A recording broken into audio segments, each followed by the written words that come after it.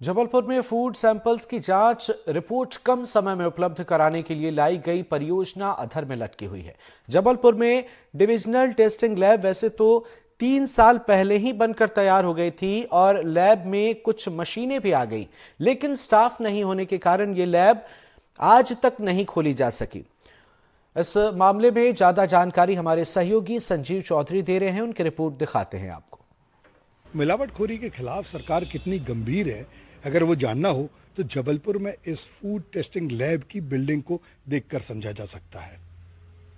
इस बिल्डिंग का शिलान्यास 2019 में हुआ था, 2020 में बनकर भी तैयार हो गई और आज इंतजार कर रही है कि इसमें मशीनें कब आएंगी।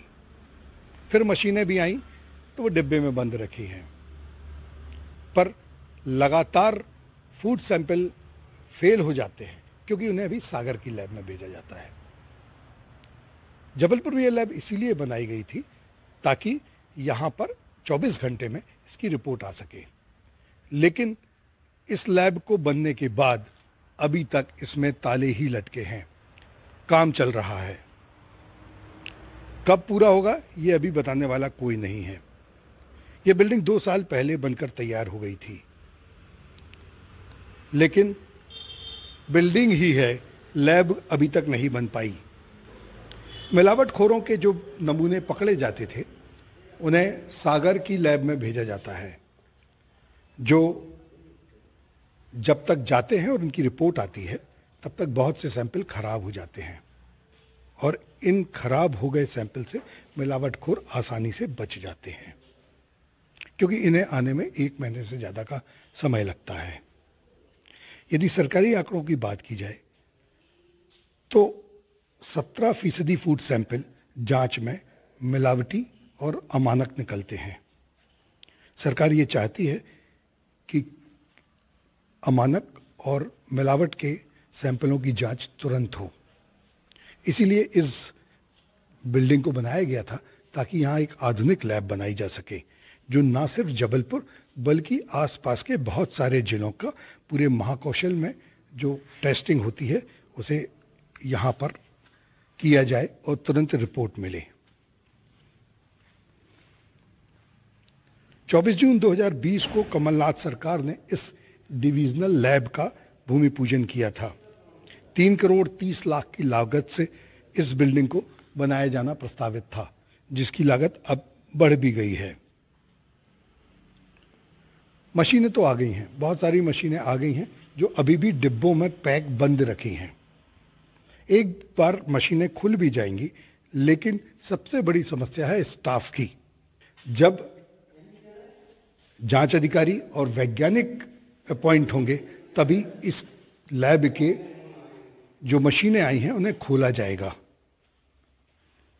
एक तरफ तो सरकार कहती है कि हम चाहते हैं कि मिलावटखोरी कहीं से भी ना हो, वहीं दूसरी तरफ बिल्डिंग बनकर तैयार है, मशीनें भी लगभग आ गई हैं, पर ये लैब कब चालू होगी कोई नहीं कह सकता। 2020 की इस लैब को अभी तक इंतजार है, स्टाफ का अभी इंतजार है किसी मंत्री का जो आकर इसका उद्घाटन कर सके, और फिर इंतजार रहेगा कि शहर मिलावटखोरों से मुक्त हो। वीरेंद्र शर्मा के साथ संजीव चौधरी, एनडीटीवी के लिए। तो हमारे सहयोगी संजीव चौधरी जुड़े हुए हैं हमारे साथ। संजीव जी, ये इंतजार काफी लंबा होता हुआ नजर आ रहा है। 3 साल पहले लैब का निर्माण कर लिया गया, मशीनें आ गई, अब क्या मुश्किल है? अमृत, बस मुश्किल तो मुझे ये लग रही है कि सरकार की इच्छा शक्ति ही नहीं है मिलावटखोरों के खिलाफ कोई ज़बरदस्त जंग करने की। कहा जाता है बस, क्योंकि जिस तरीके से फूड टेस्टिंग लैब संभागीय स्तर पर बनाई गई थी और उसकी बिल्डिंग भी तैयार है, जैसा आपने अभी मेरी रिपोर्ट में देखा कि मशीनें भी आ गई हैं, लेकिन काम चल रहा है। अभी जब हम गए थे तो पेंट पुट्टी का भी काम चल रहा है। तो सबसे बड़ी बात यह है कि अगर सरकार चाहे तो ये बहुत जल्दी इसको शुरू किया जा सकता है, लेकिन नहीं हो रहा है। आपको मैं एक बात बताता हूं कि पिछले 3 सालों में जबलपुर से 1907 सैंपल भेजे गए थे जो फूड सैंपल्स थे, उसमें से 1578 सैंपल जो हुए हैं वो जांच रिपोर्ट भोपाल से जब तक आई है, जब उसके हिसाब से जो सैंपल पास और फेल हुए हैं वो लगभग 17% सैंपल फेल हो गए। 17% एक बहुत बड़ी मात्रा है, चूँकि जो फूड सैंपल्स होते हैं उनकी आयु बहुत कम होती है। जैसे मिठाइयाँ अगर आपने कहीं से जब्त की या कुछ ऐसी चीज़ें हैं जिनकी लाइफ कम होती है, उन्हें जब्त करके आप भोपाल या सागर भेजते हैं तो जब तक वो 3 दिन से 7 दिन तक जाती हैं, उनका परीक्षण होता है जो 3 दिन से 3 महीने तक होता है, तो वो सैंपल फेल हो जाता है और व्यापारी बड़ी आसानी से बच जाते हैं। कुछ ऐसे पदार्थ जो सूखे हैं जैसे सूजी है या मैदा है, तो उसमें इल्लियाँ लग जाती हैं, तो फिर वही प्रॉब्लम आता है कि ये फूड सैंपल किसकी लापरवाही से फेल हुआ। और यदि सरकार अपनी रिपोर्ट में कहती है कि ये फूड सैंपल फेल हुआ और कार्रवाई करती है तो वो कोर्ट से बड़ी आसानी से छूट जाते हैं। इन्हीं सब चीज़ों को देखते हुए जबलपुर में फूड सैंपल लैब लगाई गई थी संभागीय स्तर पर, जिसमें 1 या 2 दिन में उसकी रिपोर्ट आ जाए और यदि व्यापारी को कोई भी शंका हो तो वो टेस्टिंग रिपोर्ट को चैलेंज कर सकता है। लेकिन आज जो स्थिति है, लैब बनकर तैयार है, खड़ी है, पर कोई नेताजी अगर मिल जाए तो उसका उद्घाटन कर दें, शायद लैब चालू हो जाए। सभी लोगों से चर्चा हुई है पर कोई ये बताने तैयार नहीं है अभी तक कि ये फूड टेस्टिंग लैब कब चालू होगी।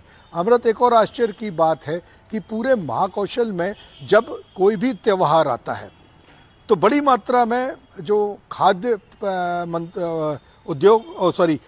प्रसंस्करण विभाग है वो निकल जाता है सैंपल लेने के लिए।